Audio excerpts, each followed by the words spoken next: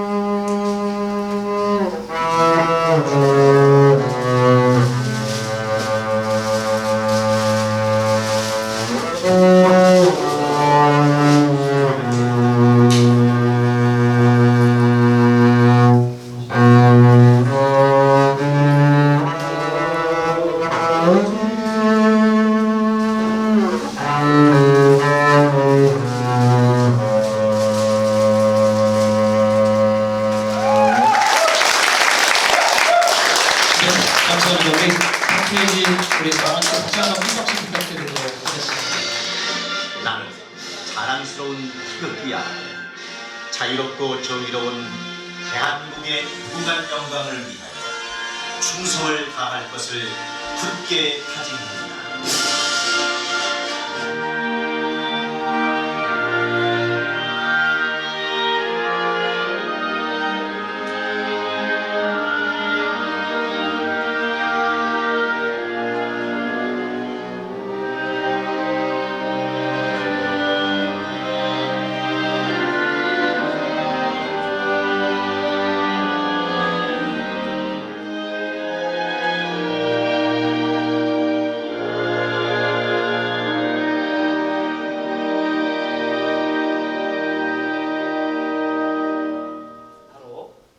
우리 오늘 송영길 대표님 모셨습니다. 다들 아시겠지만 요즘에 선전포고 이제 책 쓰시고 검찰과의 전면전을 이렇게 치르고 계십니다.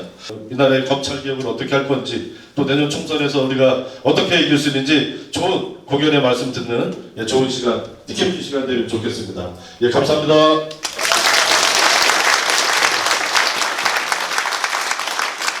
콘트라베이스가 악기로 말하면 윤종근 위원장이나 송영길과 스타일이 비슷하다고 보는데 동의하십니까? 네. 이 오케스트라를 보면 콘트라베이스가 몇 대냐에 따라 그 규모를 알 수가 있습니다. 3대냐, 4대냐, 5대냐. 근데 콘트라베이스는 아시다시피 앞에 나서지 않고 있는 듯 없는 듯 조용히 음악을 밑바닥을 깔아주면서 많은 사람들이 그 깔아주는 레일 위에서 바이올린, 비올라, 플루트가 춤추고 노래할 수 있도록 배경을 만들어주는 악기가 콘트라베이스입니다.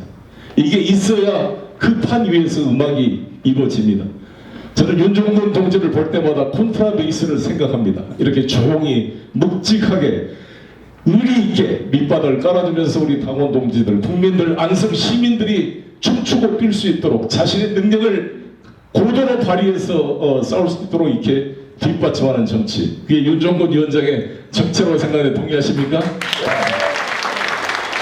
감사합니다. 저하고 스타일이 비슷한 스타일인 것 같게 느끼실 거고요. 지난번 정말 죄송하다는 말씀을 드린 것은 아시다시피 지난 이재명 대표 후보 당선을 위해서 불가피하게 4군데 우리가 공천을 하지 못함으로써 정말 아쉽게 우리 안성 당원들께 죄송합니다. 종로, 안성 4군데가 그렇게 됐는데 사실 논란도 있었습니다만 저로서는 그때 모든 것을 바쳐서 이재명 후보를 이겨야 된다는 생각이 모든 걸 지배했기 때문에 제가 총선 불출마 선언을 하게 된 것도 워낙 정권교체, 문재인 정부에 대한 반감이 커서 그냥 윤석열이가 어떤 놈이도 좋다, 무조건 정권만 교체해서 문재인을 구속시킬 수만 있다면 박근혜, 이명박을 구속시켰던 윤석열이라도 데려다가 그냥 닌자처럼 그냥 고용해서 써야 되겠다, 이런 열망이 그 보수 세력들은 매우 강했던 것 같습니다. 그래서 이 정권 교체 이 흐름을 정치 교체로 바꿔보자. 이재명 후보가 문재인 정부에서 총리나 장관을 한 사람도 아니고 부동산 문제 책임 있는 것도 아니고 오히려 문재인 정부, 문재인 대통령이 직접 하신 건 아니지만 그 밑에 윤석열 검찰에서 탄압을 받아가지고 경기도지사직을 상실할 뻔했던 탄압받는 사람이었는데 왜 문재인 정부의 실정을 이재명 후보한테 물을 수가 있겠는가? 네, 저는 이제 그런 점을 강조했고, 이재명 후보가 되더라도 일종의 정권 교체다. 그 정권 교체가 물론 여야의 정권 교체는 아니지만은 뭔가 문재인 정부의 잘한 것은 계승하되 부족한 점은 바꿔나가는 거다, 이렇게 발버둥 치면서 저 나름대로 해봤습니다. 그리고 그래서 운동권 동호회 586들 반성할 것 많다, 저부터도 내려놓겠다 불출마 선언하고, 그러나 검찰 동호회 정권은 더 안 됩니다. 이것은 운동권은 한때 민주주의를 위해 싸웠던 거라도 있지만 이 검찰은 사법고시 합격했다는 이유 하나로 특권과 가치를 누리다가 끝나고 나서는 정관위원으로 수억의 돈을 벌고, 이번에 김홍일 중수부장 60몇억의 재산을 싣고 있는데 그 검사 중수부장 하다 나와가지고 그 10년 만에 6배의 재산을 늘리는 이런 검사 출신들의 정관위원의 이런 특권 카르텔을 우리가 보면서 이런 세력들이 다시 정권까지 잡아가지고 검찰 공화를 만들었을 때 다가올 우리 대한민국의 그런 현실이 눈에 보였기 때문에 안타깝게 호소를 했습니다만 0.73%로 졌고, 지고 나서도 바로 이재명 후보가 너무 빨리 승복했다 이런 지적도 있습니다만 그날 밤에 승복하고 승리를 축하해 줬습니다. 저도 그렇고 제가 외통위원장을 해서 많은 대사들을 알고 있는데 많은 외국 대사들이 저한테 깜짝 놀랐다 그래요. 대한민국 민주주의가 이 정도인지 몰랐다. 어떻게 0.73%로 졌는데 아무런 이의 제기를 하지 않고 이재명 후보나 송영길 대표나 바로 승복을 하고 상대를 축하를 해줄 수가 있는가? 미국 같은 나라도 트럼프 지지자들이 의사당을 점거 농성하면서 완전히 부정투표다, 이거 때려엎어야 된다라고 며칠간 데모를 하고 난리가 났는데 어떻게 대한민국은 아무런 소요도 없이 이렇게 깨끗하게 승복을 할 수 있는가? 이 민주주의의 힘이 뭐냐? 이렇게 저한테 탐복을 하는 사람들이 많았습니다. 만약 거꾸로 만약 이재명 후보가 0.73으로 이겼으면 아마 태극기 부대나 이쪽들이 막 국회의사당을 점거하고 난리가 나지 않았을까요? 근데 그 0.73%로 이긴 사람이 겸손한 자세로 국민 통합을 위해서 일해야 된다는 것이 기본입니다. 사실 어떤 대통령이든 당선 취임사 여기에서 자기를 찍지 않는 국민도 대한민국 국민 전체이기 때문에 대한민국 전체 국민의 대표자인 대통령으로서의 임무를 충실히 하겠다고 하는 것이 어떤 대통령이든 보수 진보를 넘어서 기본 자세일 텐데, 완전히 이거는 완전히 야당 전체를 적으로 규정하고 맨날 하는 게 하루에 1,몇백 건의 압수수색을 진행하고 있다 그러니까 저나 이재명 후보나 하지만 이렇게 수사력을 집중해서 마침내 제가 이제 다음 주에 저를 영장을 청구할지 어쩔지 모르겠습니다만 뭐라도 제가 보여주고 싶은 건 쫄지 말자. 여러분 동의하십니까? 네. 제가 검찰청에 아마 이 보통 검사들한테 수사를 받으면 다 좁니다. 왜 안 쫄겠어요? 저도 기분이 안 좋고 그렇죠. 다들. 저 개인뿐만 아니라 주변 사람들을 못 살게 보니까. 제 딸이 91년생인데 아침에 출근하는데 딸 방까지 막 검사들이 들어와서 다 뒤지고 딸내미 컴퓨터를 다 엉망으로 만들어 놓고 거기 드라이브 검색한다고 그 USB 막 떠가고 이러면서 그 기분이 참담하더라고요. 딸 방이 막 짓밟히는 느낌 있잖아요. 하여튼 그런 그래서 제가 계속 말한 게 송영길 돈봉투 전당대회 건 가지고 떠드는데 너희들은 국가 예산 292억을 떡볶아 봉투로 나눠먹고 특활비로 소고기 파티 온 친구들이 왜 아무런 영수증 내라니까 휘말렸다고 그냥 지워서 내는 친구들이 이렇게 2년 전 정당의 전당대회 일을 가지고 이 특수부 검사 14명을 7개월 동안 투입해가지고 이렇게 수사할 가치가 있는 것이냐. 송영길 수사하지 말란 게 아니다. 불법의 평등을 주장한 게 아닙니다. 나도 처벌해라 문제 있으면, 그러나 더 나쁜 놈들 왜 코바나 콘텐츠 조사 안 하는가? 김건희의 모든 비리의 그 통로가 되고 있는 코바나 콘텐츠, 이번에 크리스찬 디오로 명품을 받았던 장소도 코바나 콘텐츠 사무실입니다. 서면조사 2번 하고 무혐의 처분했어요. 이 특수부. 그 부서가 저를 담당하고 있는 서울중앙지검 특수 2부입니다. 그래서 제가 이에 대해서 비판을 했던 거고, 특활비도 마찬가지고 그렇죠. 주가 조작권도 그렇고. 내가 수사받으면서 저는 묵비권을 행사했습니다만 중간중간에 검사한테 그랬어요. 왜 코로나 컨텐츠 왜 제대로 수사 안 하고 있는가? 김건희 주가 수사 왜 수사 안 하고 있는가 물어보니까 검사는 뭐 잘 모르겠다 그러고 뭐 전 정권에서 한 것이 아닙니까? 그래서 아니 전 정권이고 뭐고 간에 전 정권이 문재인 대통령이 검찰을 이게 통제했는가? 그때도 검찰총장이 윤석열 한동훈 체제였는데 이런 지적을 제가 했습니다. 그리고 내 검사들한테 대한민국 질서가 검사들이 칼 들고 설치해서 만들어지는 게 아니다. 명령, 조례, 규칙, 도덕, 윤리, 규범이 다 있고 당내에는 당규가 있고 정당의 정치를 존중해야지. 당내 선거라는 게 일종의 잔치인데 전당대회라는 게 그리고 실제 공직선거법상 일반 유권자한테 돈을 유포하는 경우에는 비난 가능성이 높지만 당내 선거에서 그게 뭐 돈이 얼마 된지 난 잘 몰랐던 일이지만 그게 무슨 매표 행위의 문제가 아니었던 거 아닙니까? 우리가 정황을 보더라도 식비라든지 뭐 비용으로 일부 줬던 것 같은데 물론 그것도 현행에서 용납될 수 없겠지만 법적 규정에 미비가 많습니다. 공선법은 유급 선거운동 개념이 있는데 당직 정당 선거에 유급 선거운동 규정이 없어요. 그래서 뭐 식비를 줄 수 있는 근거가 없어요. 여러 가지 그런 미비점이 있어서 그동안 정당 내부 일을 이렇게 검찰이 인지 수사한 경우가 한 번도 없었거든요. 그래서 그런 부분에 대해서 내가 검사들한테 쭉 설명을 좀 했어요. 알아들을지 모르겠지만 어찌됐건 법조인 선배로서 저는 그 젊은 검사들한테 나름대로 저의 입장을 많이 피력을 했는데 그분들이 무슨 재량권이 있겠어요. 다 위에서 용산에서 시킨 대로 하겠죠. 장모가 10원짜리 하나 탄사한테 손에 시킨 바 없고 말이죠. 50억 뭐 이상의 피해를 봤다는 이런 윤석열의 허위사실은 바로 당선 무효시켜야 될 그런 죄가 아니겠습니까? 여기서 비한다면 김문기를 잘 몰랐다는 이 이재명 대표 말한다는 허위사실 유포로 선거법으로 기소한 이 정권 아마 역대 우리나라 헌정사에 당선된 대통령이 0.73으로 지는 자기 상대 후보를 선거법으로 기소해서 고발한 건 처음일 겁니다. 아마 보통은 당선되고 나면 다 취하하는 거잖아요. 선거 그거는 이거 정말 인색한 이런 분들은 김건희 여사가 이명수 서울의 기자하고 인터뷰했다 나온 대로 업을 쌓는 겁니다. 이 업은 자신들에게 곧 돌아올 날이 커밍수 오고 있습니다. 오고 있죠? 네. 저는 검찰청을 갈 때마다 검찰청 앞에 포토라인에 서는 윤석열, 김건희, 한동훈의 얼굴을 상상하면서 제가 걸어갑니다. 그날이 올 때까지 함께 힘을 모읍시다. 네.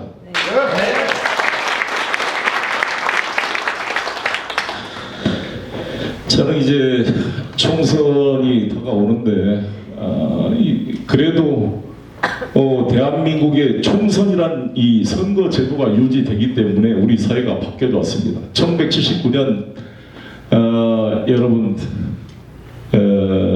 그때가 10대 국회의원 선거였던가요? 아무튼 신민당이 그때 1.1%를 이겼습니다. 그때는 유신 정권 하였기 때문에 국회의원 3분의 1을 그냥 통일주체 국민회의가 뽑아가지고 100% 공화당 지지하는 공화당 이중대를 만들어서 유신 정의의 국회의원이라는 걸 만들었어요. 일단 300명이다 국회의원. 그러면 100명은 국민이 선출한 게 아니라 통일주체 국민회의가 체육관에 가서 선거해가지고 국회의원을 3분의 1을 뽑았어요. 그러니까 3분의 1을 안전빵으로 가지고 있는 공화당은 어떻게 지역구에서 뭐 선거에 패배하더라도 과반수 의석을 가지고 유신 독재 체제를 유지해 왔던 것입니다. 그랬는데 어찌됐든 유신 정부가 있어 의석수는 장면이 많았지만 총 득표율로는 그때 YS 김영삼 총재가 이끄는 민주당이 1.1%를 이겼습니다. 그때. 딱 1.1% 이기니까 그 역시 민심이 무섭더라고요. 1.1% 이기는 순간 완전히 분위기가 바뀐 거죠. 공화당의 그 유신 독재 체제에 파열구가 나기 시작했고 그것이 부마 항쟁으로 이어졌고 그게 김영삼 총재 제명으로 이어졌고 그때 그리고 나서 그게 부마 항쟁으로 이어지고 그것이 김재규와 차지철의 갈등으로 소위 말한 1979년 궁정동 12.6 사태로 이어졌고 그것이 바로 이번에 서울의법 영화에 나온 12.12로 연결되는 것입니다. 서울의법 보신 분 영화 안 보셨죠 아직? 위원장님 다 모시고 한번 그 단체로 꼭 봐야 돼요. 저도 우리 딸내미 데리고 와서 봤는데 단체로 한번 보려고 합니다. 서울의 봄을 저는 한 500만이 높았다 그러는데 내년 총선까지 우리 민주당 전 당원 서울의 봄 영화보기 인증샷 운동을 해서 전부 당원들 한번 본 거 인증샷 찍어서 한번 등록을 받았어요. 그래서 저는 이 서울의 봄 영화 운동 그거 보기 운동만 하더라도 큰 의식이 깨어날 거라고 봅니다. 우리 딸도 91년생인데 그걸 보고 실감을 하고 갔어요. 실감을. 아 이게 하나회가 어떻게 국가의 공적인 군 조직의 질서를 무너뜨리고 저들끼리 이 사조직이 모여가지고 그 장태환 사령관의 소경비 사령부를 무력화시키고 육군 참모총장 계엄 사령관을 체포하고 이렇게 쿠데타를 가능하게 만들었는가를 실감할 수가 있습니다. 지금 윤석열의 검찰이 전두환의 하나회가 완전히 닮아 있습니다. 그리고 검찰 하나회라고 이성윤 검사장이 지정했던 것처럼 소위 특정대학 출신의 이 특수부 검사들이 하나회 같이 사조직을 만들고 이 사조직을 유지 관리하는데 보직을 임명하고 특활비를 가지고 본봉투를 나눠주고 사조직을 관리해서 결국 국가 권력을 찬탈한 이런 사실상 검찰 쿠데타의 주력 세력들이 바로 이 윤석열의 이 검찰 특수부 하나회라고 봅니다. 그래서 이 하나회가 검찰만 장악한 게 아니라 국민권익위원장 중수부장을 보냈다가 방통위원장으로 또 보내고 자유총연맹 석동현 사무총장에게 보내고 김복현 금융감독위원장 크게 검사들을 다 보냅니다. 청와대도 인사비서관 이시원 전부 다 하고 거기다가 자신의 추강과정 후배를 이번에 여인영인가 방첩사 기무사령관으로 작년 올해 저번 달에 임명을 했습니다. 우리 박선원 참고가 했지만 국정원 1, 2, 3사랑 싹 바꿔가지고 핵심 측근으로 국정원 1차장을 임명하고 중앙고등학교 2년 선배 김용현이 육사 38기인가요? 신원식과 김용현 이상대 국방부장 김태효 완전히 뉴라이트 이 사람이 국가안보실 차장을 가지고 있고 그래서 모든 분야가 완전히 그 하나의 같이 사조직으로 국가의 중요 기관들을 이 장악하고 있는 것입니다. 피 흘려 싸웠던 민주공화국의 가치가 하나씩 무너져 내리고 있고 그게 덧붙여서 실제 대통령의 실세로 뛰고 있는 김건희 여사가 사실상 대통령처럼 하고 있고 그 위에 천공이 또 왔다 갔다 한다 그러니까 이게 도대체 이 러시아 제국 말기에 니콜라이 2세와 알렉산드라 황후의 정신적 영적 장악했던 그 라스푸틴이라는 요 괴승이 그 러시아 제국의 멸망을 앞당겼던 것처럼 외국 신문에 이 동양판 라스푸틴이라고 얘기가 나옵니다. 이 천공에 대해서. 그래서 최순실은 양반이었다 이런 말이 지금 나오고 있는 거죠. 그래서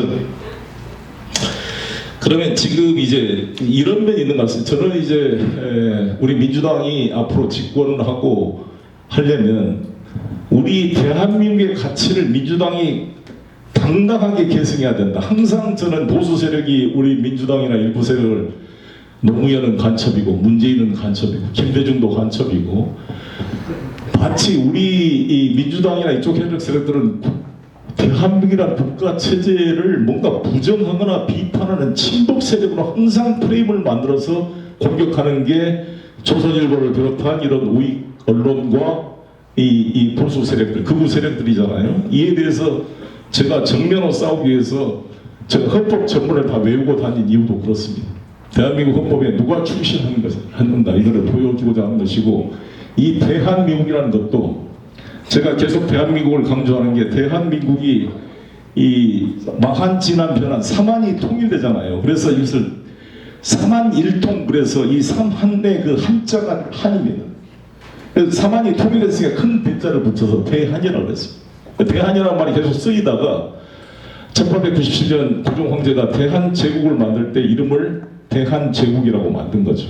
그리고 나중에 민국이란 말은 1911년 그 신해혁명으로 만들어진 중화민국의 미국을 따온 게 아니라 영종조 시대 때부터 서경 공자님 말한 민유방본이니 복무라의 방향이라 백성이 나라의 오직 근본이니 근본이 튼튼해야 나라가 번영한다는 그 사상이 영종조 시대부터 쌓여옵니다. 쌓여와서 군의 나라, 군주국, 막비왕토, 왕 모든 게 왕의 땅이었던 이 왕의 군주의 나라가 민의 나라로 바뀌어서 그 민국이 숙성돼서 대한과 만나 대한민국이 됐고 그것이 대한 제국으로 만들어졌고 고종 황제가 독살되고 난 인산일 때 1919년 3.1운동으로 만들어진 게 대한민국 임시정부가 된 것이고 지금까지 대한민국에 온 것입니다. 그래서 이 대한민국의 적통은 우리 민주당이 계속 발전을 하고 있는 겁니다. 왜냐하면 이 사람들은 1948년부터 건국절 하자고 있잖아요. 우리 1919년부터 대한민국을 계승 발전하자는 게 우리 헌법에 나와 있는데 그 정신에 충실한 게 우리 민주당이라고 생각합니다. 여러분들이 무슨 재향군이라든지 뭐 무근수훈자회 안보단체 어르신들 만날 때마다 이야기해야 되는 게 대한민국의 정통성은 민주당이 지켜보고 있는 것이다. 아니다. 우리 태극기는 뭐냐. 봉오동 천산이전투의 태극기. 이봉창 윤봉길 여사가 한일애국단에 가입하면서 수류탄을 주고 찍었던 피묻은 태극기의 역사를 계승 발전하고 있는 것이 바로 대한민국 헌법이고 헌법이 명문에 규정되어 있고 그것을 개상해 우리 민주당이다. 이런 자부심을 가지고 어떤 상황도 해야 되고 특히나 군사 독재 세력과 달리 이 윤석열 검찰은 그렇게 애국을 강조, 불수를 강조한 사람이 자기는 부동신한 이유로 아직도 군대를 안 갔잖아요. 그렇잖아요. 이상하죠. 지금도 윤석열 대통령한테 우리가 요구해야 할 것은 지금 시력 검사해가지고 양쪽 시력 차이가 얼마인지 안경도 안 쓰고 뭐 당구가 500이라는 말도 있는데 어떻게 그 시력으로 당구를 500을 칠 수 있는지 입증을 해서 제시해야 되지 않겠습니까? 그래서 누가 윤석열 대통령을 국군 통수권자로 우리가 인정할 수가 있냐고요. 생때 같은 40대 시험과 나이로 어렵게든 최수근 상병을 정말 장갑차가 들어가도 쓸려가는 그 무서운 유소 과외 애들한테 그 21살짜리 우리 아들 그 생때 같은 아들들에게 구명조끼도 입히지 않고 붉은 해병대 사스가 잘 보이게 사진 잘 찍혀라고 윗사람들 잘 보게 만들려고 거기다가 정말 물속에 집어넣는 이런 사람들이 어디가 있어요. 그런 나쁜 임성근 이 사단장 대통령한테 잘 보이려고 과시용으로 아이들의 생명을 배려하지 않는 이런 무능한 사령관을 조사해서 업무상 과실치사로 수사한 박정원 대령을 오히려 항명죄로 기소하고 있는 이런 미친 정권이 어디가 있습니까? 맞습니까?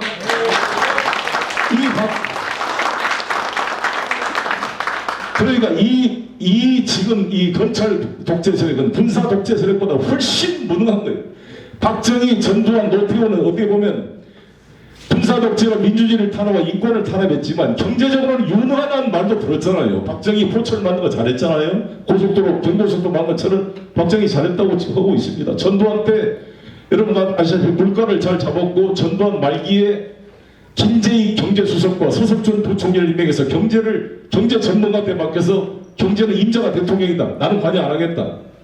그래서 김재익이라는 사람이 뛰어난 사람이었어요. 아웅산 사태에서 돌아가셨지만 아쉽지만 그 김재익이 임명한 사람이 오명 경제비서관입니다. 그 오명 경제비서관이 노태우 정부 때 최신보 장관이 됐어요. 최신보 우체국장을 손도 안 따라준다 그랬습니다. 한직이었습니다. 행정고시 합격자가 가장 가기 싫어한 부서가 최신보였는데 오명 장관이 최신보를 정보통신부로 바꾸고 베이컨을 만들고 KT를 만들고 이동통신을 만들고 DVD를 만들어서 전국을 단일 통합권을 묶어서 전화 신청하면 하루 만에 전화가 나오는 시대를 만든 게 바로 노태우 때 오명 장관입니다. 노태우 때 일 많이 했어요. 인천 국제공항 만들었죠. KTX 고속철도 만들었죠. 그리고 남북 기본합의서 유엔 가입했고 소련 중국과 국교 수교하고 북방정책 만들어냈죠. 그런 노력 했어요. 그러면 이 윤석열은 뭘 하고 있는 거예요?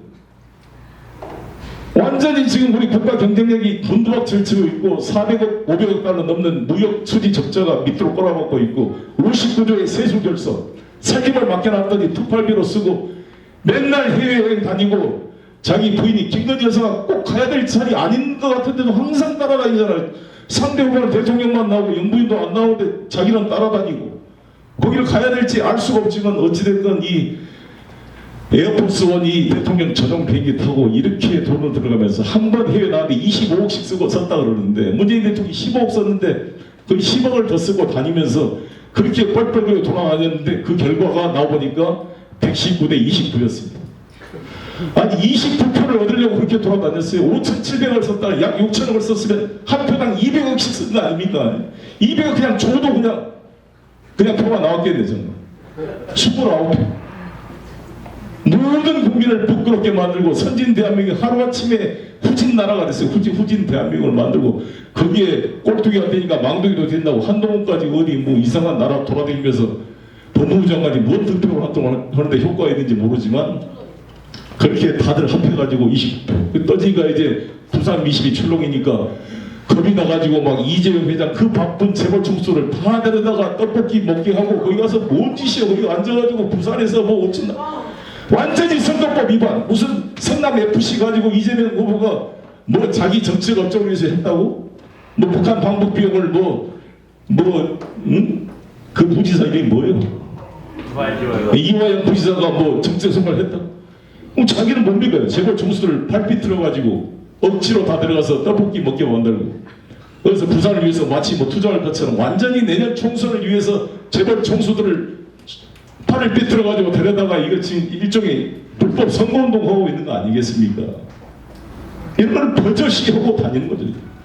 그래서 저는 그 이번에 전 총선은 단순한 내부의 경쟁이 문제가 아니라 제가 정권을 뺏긴 게 아니라 나라를 뺏겼다 이런 말씀을 드렸는데 나라를 지킨다는 각오로 정말 애국적 우리 독립투사들이 독립운동을 하는 각오로 싸워야 된다고 봅니다. 이번 총선은 단순한 선거가 아니다. 나라를 되찾는 제2의 독립운동이다. 이런 각오로 싸워주시겠습니까? 정치를 37의 국회의원에서 시작을 하게 된 거죠. 저 벌써 5선 의원이 됐는데 저로서는 이제 뭐 여한이 없고 어떤 내년 총선을 이기기 위해서 저도 우리 윤정문 후보가 만약에 후보가 되신다면 또 이 지역에 와서 지원 유세라도 도움이 된다면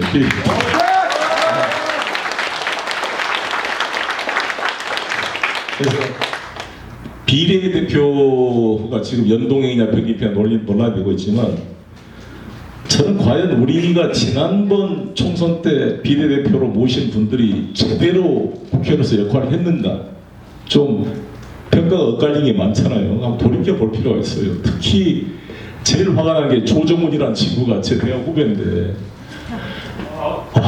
그 친구가 제가 살고 있는 그 용산 옆에 마포구 경의선 숲길 제가 걷다 보면 항상 프랑카드에 뭐 좌도우도 아니고 앞으로 가자고 막 써놨는데 그 얼굴 보면 막 그 영어로 디스커스트 그러니까 넘어올라 그래가지고 저런 사람을 우리가 민주당에서 비례대표로 당선시켜줬구나 이런 안타까움이 들고 그러니까 용해인을 볼 때는 그러다 저런 사람도 있어 다행이다 이런 생각도 드는데 아무튼 비례대표라는 것은 한 번 4년 동안에 이렇게 특혜를 줬잖아요. 초기를 했으면 헌재 가서 싸우든지 아니면 비례대표는 새로운 비례대표로 바꿔야 됩니다. 비례대표라는 것은 비례대표로 재선 3선하는 게 아니라 비례대표라는 것은 그때그때 변화된 전문가 집단을 영입해서 여러 가지 지역구에서로 놓으면은 선출되기 어려운 전문가들 지역구 활동을 평소에 안 해왔고 자기 전문 지역에 충실했기 때문에 당내 경선이 불가능한 이런 사람들을 특별히 배려해서 한 거잖아요. 예를 들어서 박정훈 대령 같은 사람은 나는 진짜 이번에 총선에 출마할 수 있는 거잖아요. 유삼영 총경 같은 분들 정말 경찰과 또 검찰에서 이성윤 검사장 같은 분들 가장 선봉에서 경찰, 검찰, 군에서 윤석열 정부의 탄압을만 싸우고 있는 이런 분들은 특별히 데려다가 정말 배려를 해서 꼭 국회에 넣어야 되지 않겠어요? 이번에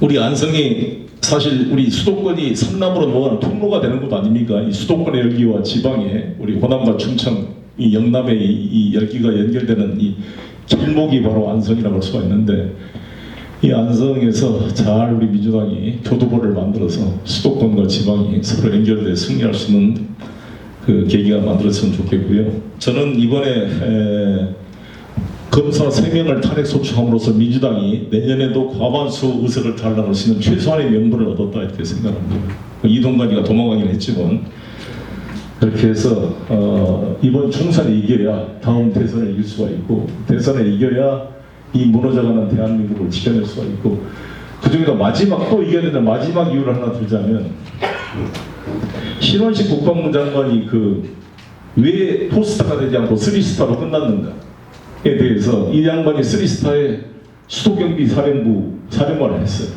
그러니까 장태환 장군이 서울의법에 나왔던 그 자리를 이 사람이 했는데 그때 위수지역을 함부로 이탈했던 여러 가지 논란이 많습니다. 그 다음에 자기가 중대장 때인가요?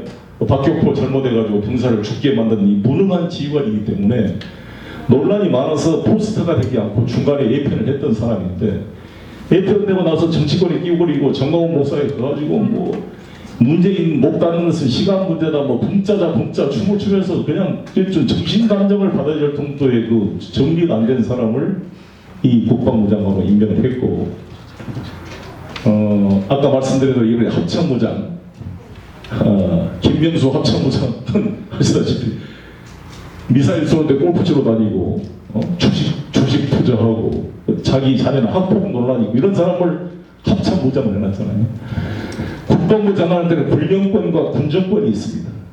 군정권이라는 것은 군 행정을 말하는 것이고 군령이라는 것은 작전 참모로 작전을 지휘하는 건데 군령권의 대표가 바로 합참부장입니다. 그 전쟁을 하는 이 합참부장을 장군들 문재인 정부 때 포스터들을 다 잘라버리고 쓰리스타인 그 김용무 그것도 해군 쪽에 있는 양반을 도저히 작전적 경험 능력이 있는 사람을 그냥 시켜둔 거예요. 그러니까 서울에 보면 합참의장이든 육군참모총장이나 이 사람들이 우왕좌왕 완전히 무슨 범숭아학강처럼 그 조직화된 몇 명 하나의 애들을 진압을 못하고 우왕좌왕하다가 국방장관 노지는 근데 도망가 있고 그러다 다 망한 거잖아요. 그걸 보면서 정말 화면으로 들어가서 그냥 앞대기를 하나 떼고 싶을 정도로 이런 장관이라는 놈이 막 어디 도망다니고 이거 보면 정말 억장이 무너지잖아요. 분노 지수가 막 올라간다는 거 아니에요. 그러니까 이런 애들이 전시작전보도 미국에다 맡겨놨기 때문에 스스로 작전을 기획해본 경험과 경력 시각이 없어. 이런 무능한 이 장군들을 모아놓고 우왕좌왕에다 어쩔까. 그리고 만약에 이것이 이제 북한 위성 발사 이후로 9.19 비핵 합의에 그 군사 통계선의 비행 금지나 이런 조항을 다 이제 정지를 시켜놨으니까 언제든지 휴전선 근방에 국지전이 발생할 가능성이 있고 이것이 전쟁으로 비화될 위험이 존재하는 겁니다. 그래서 내년 총선 때 안 되면 무슨 짓을 할지 모르는 이런 위험한 애들이고 아니 애들 불장난 잘못하면 나라가 그냥 이 전쟁이 한번 나면요 이게 아무도 원하지 않는 전쟁이 발생할 수가 있고 통제할 수 없는 상황이 되는 겁니다. 잘못하면 그렇잖아요.